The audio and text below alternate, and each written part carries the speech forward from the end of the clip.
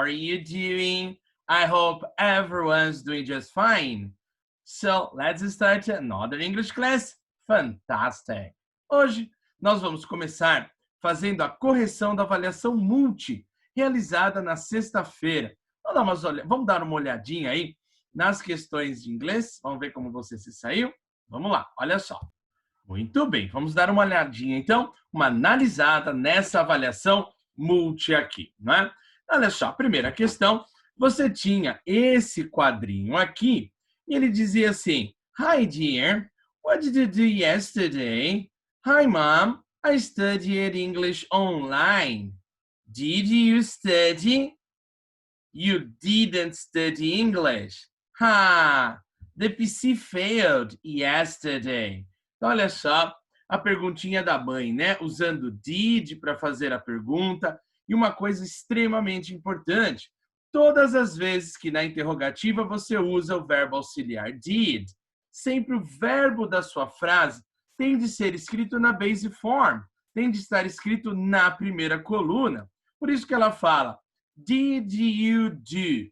What did you do yesterday? Né? O que você fez aí ontem? Né?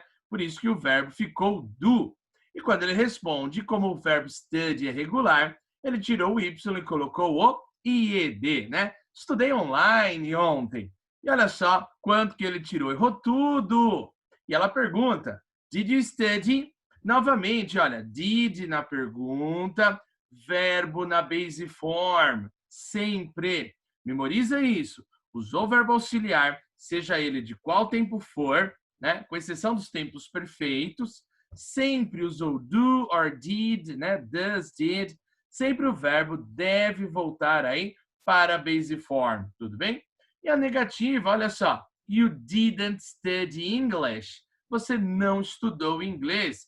Usou o didn't, verbo também voltou para a base form, não é? E olha só, ele ficou no Facebook e estudou coisa alguma.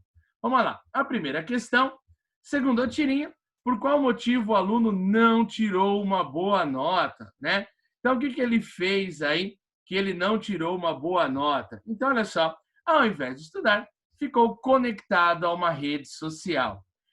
Pode ser que a ordem das alternativas não corresponde à que você recebeu, tudo bem? Porque o Google Form ele embaralha todas as questões, todas as alternativas quando vocês recebem. Então, olha só, a resposta correta seria essa. Ao invés de estudar, ficou conectado a uma rede social.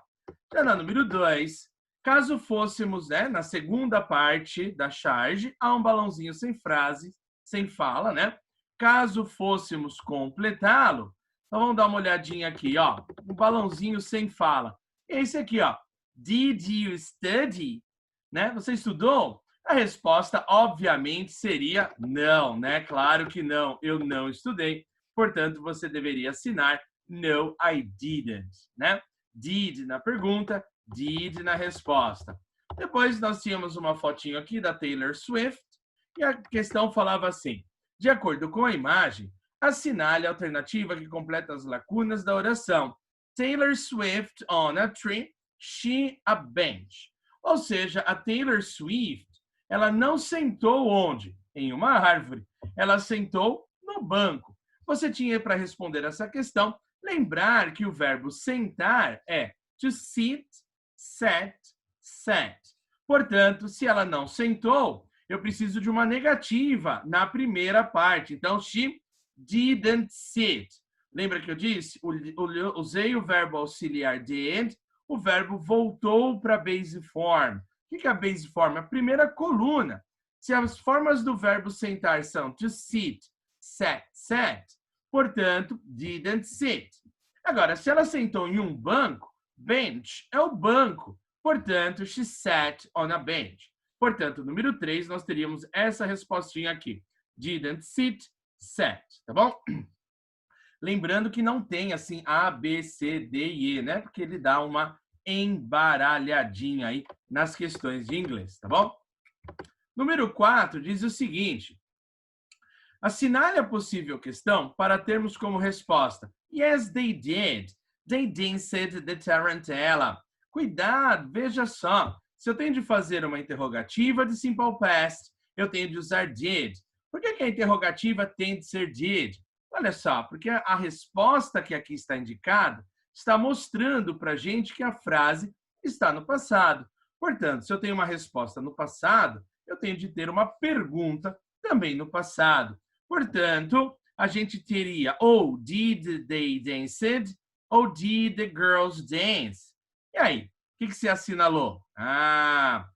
Olha só, usei o auxiliar did, o verbo voltou para a base form. Dance é um verbo regular. Na afirmativa, eu coloco aquele D no final para eu fazer o passado, não é? Então, se nós pensássemos, por exemplo, nas formas aí do verbo dance, nós teríamos o seguinte, ó, to dance, cujo passado é danced, olha lá, com ed. Mas quando eu uso o verbo auxiliar did, o verbo tem de voltar para a base form. Aí a base form é a primeira coluna sem o to. Portanto, did the girls dance the tarantella? Yes, they did. They danced the tarantella, ok? Então, nessa questão, você tinha que tomar um certo cuidado, porque ó, aqui nessa questão, nessa alternativa, eu tinha o D, indicativo de passado, mas quando você usa o auxiliar did, o verbo tem de voltar para a base form. Tudo bem? Isso aí. Próxima questão, number 5. Ele falava assim, assinale a alternativa cujo verbo esteja escrito de maneira incorreta no simple past. Então, vamos olhar aqui, ó. Cut, cut, ok. Play, played, ok.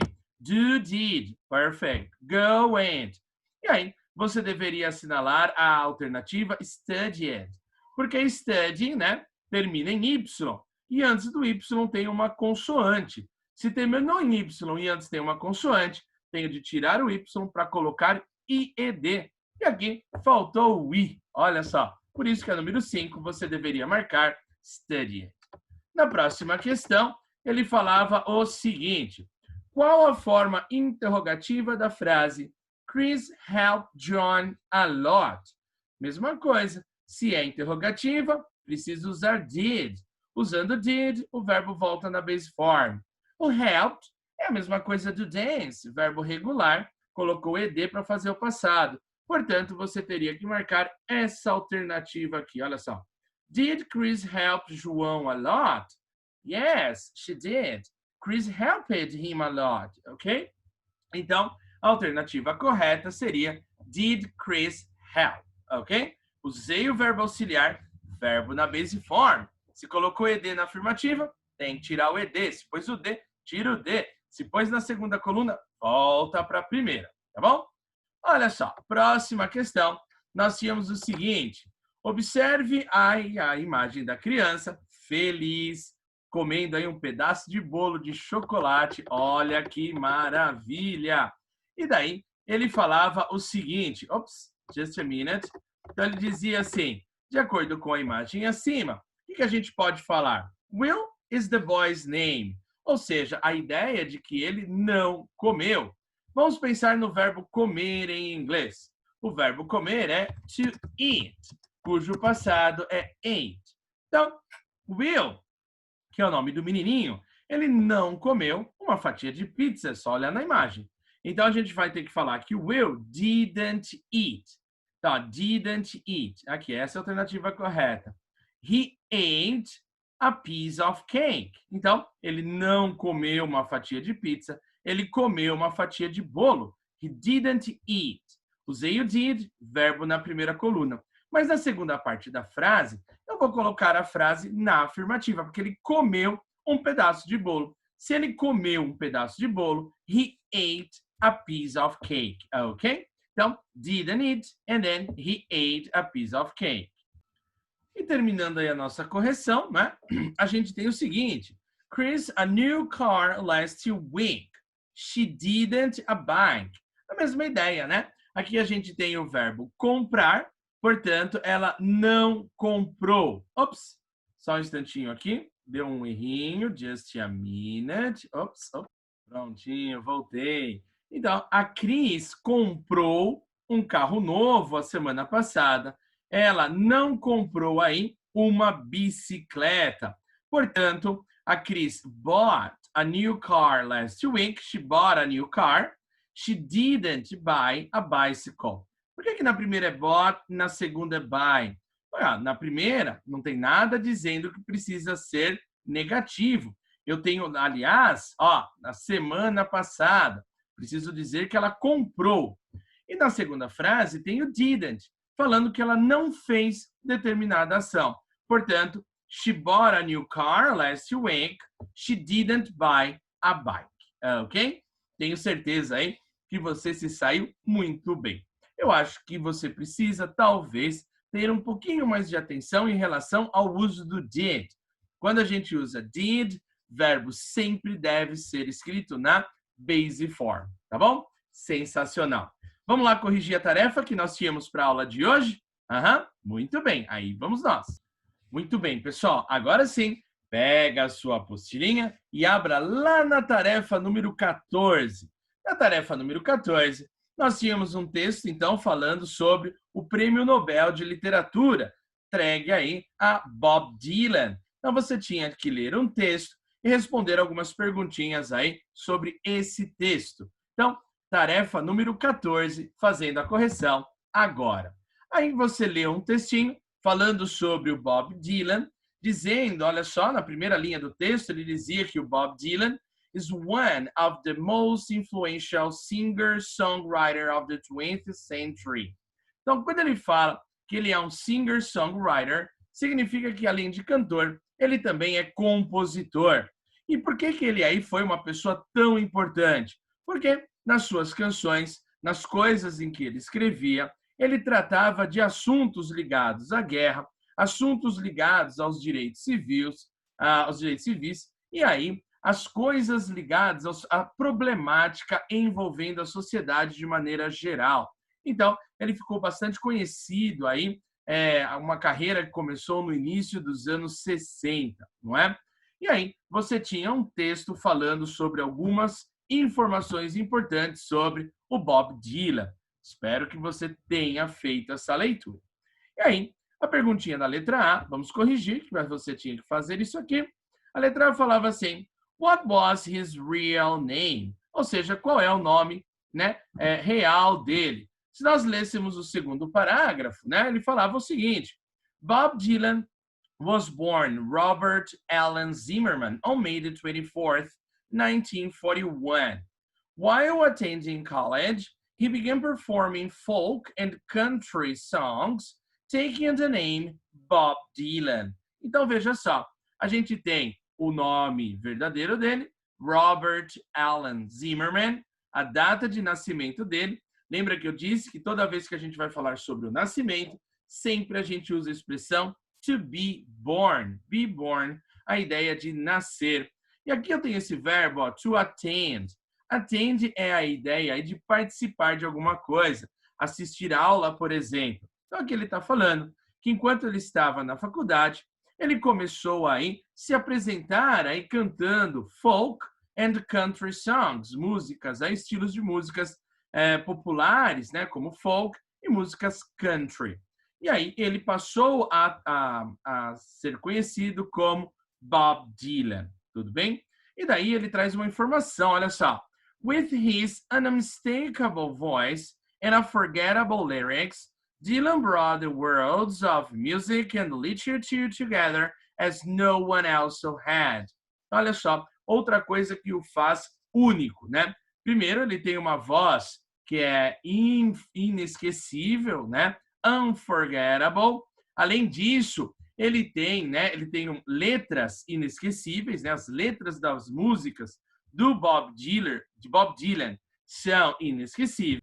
E ele tem aí uma voz inconfundível, né? Então, com uma voz inconfundível, com as letras inesquecíveis, ele trouxe música e literatura juntas. Tudo bem? Então, essa aí é o grande diferencial do Bob Dylan, né? No início aí dos anos 60.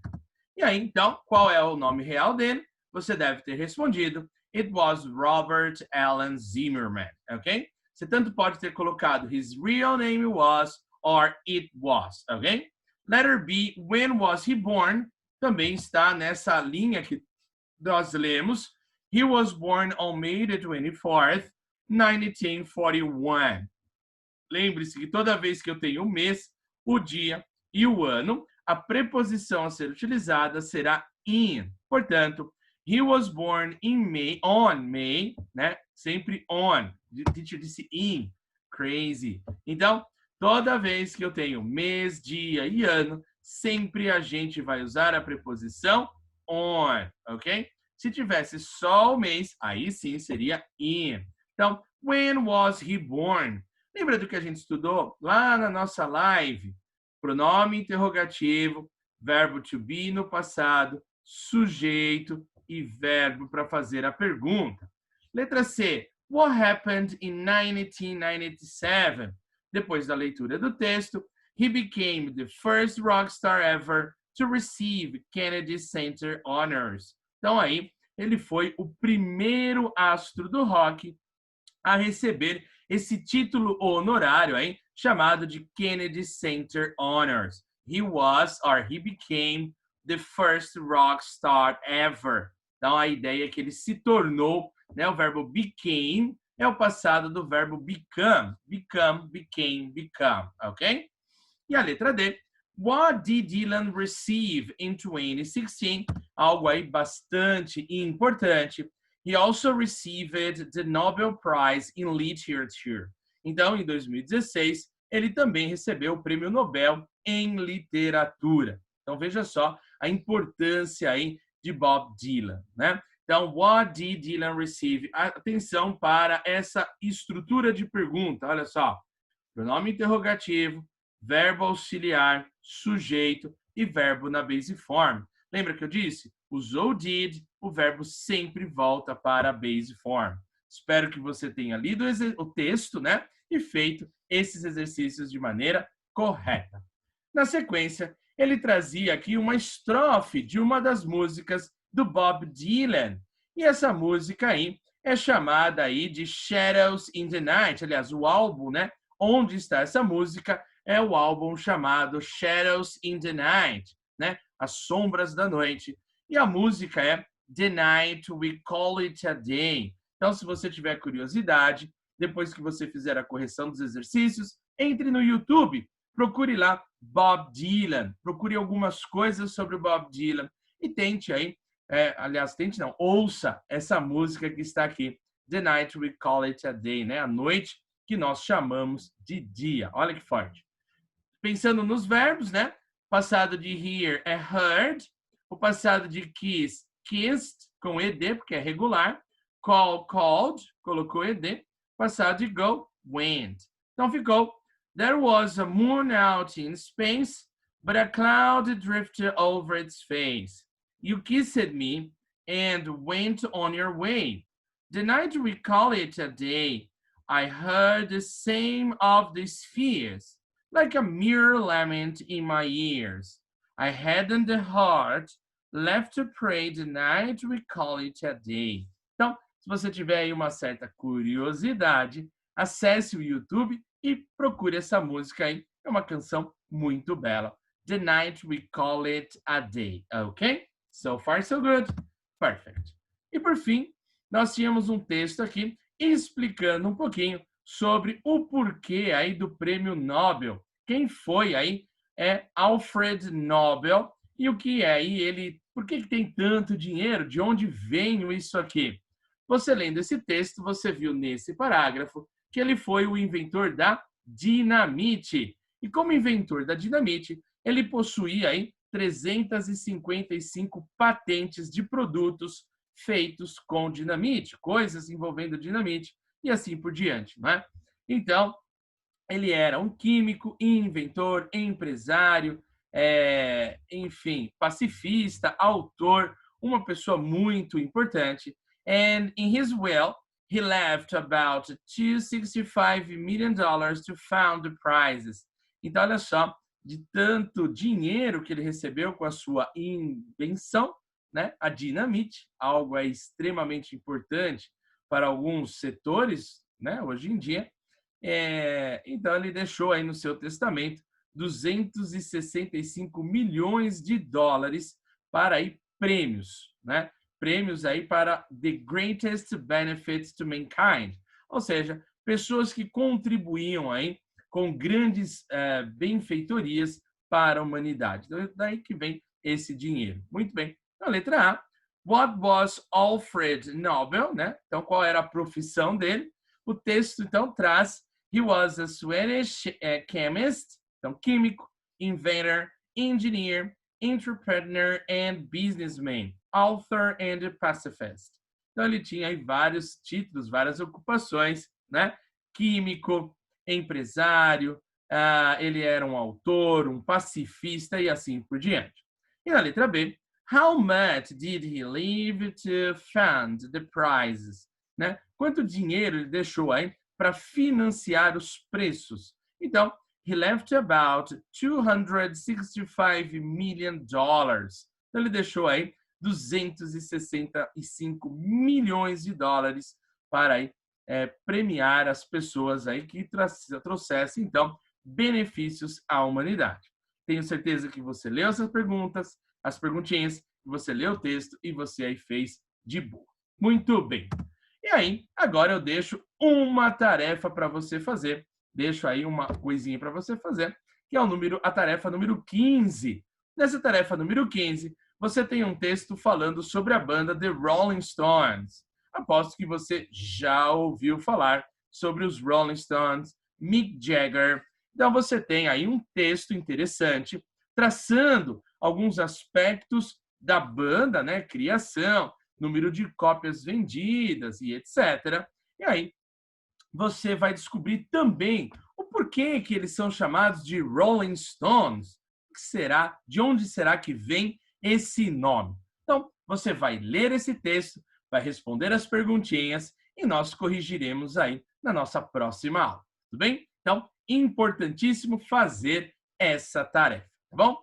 Um abraço para você, 8º ano. Lembre-se que você tem o questionário de frequência que você deve responder para validar a sua frequência na aula de hoje e nos encontramos na nossa próxima aula. Um abraço para vocês e até lá. Bye, bye.